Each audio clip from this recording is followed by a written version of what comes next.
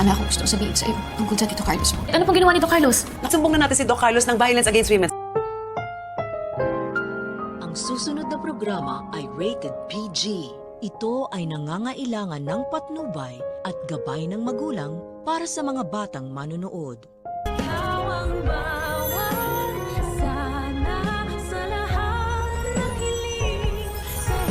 Or itutuloy niya na yung plano niya na pag-disinherit sa'yo. And then, ikaw din yung sabi dito.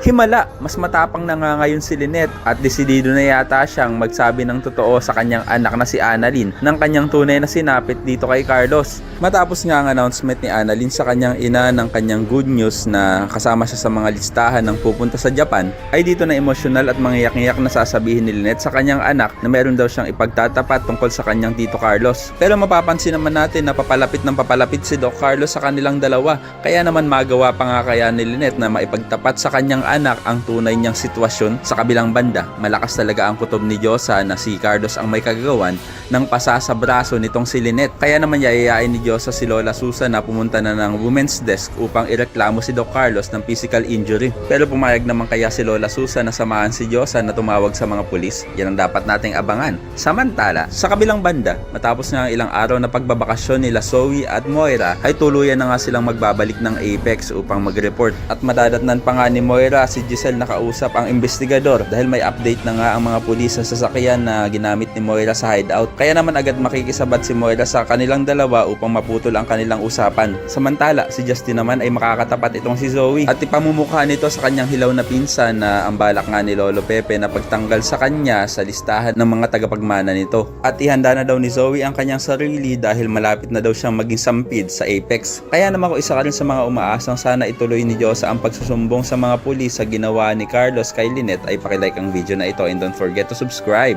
Thanks for watching and see you next time. Bye-bye.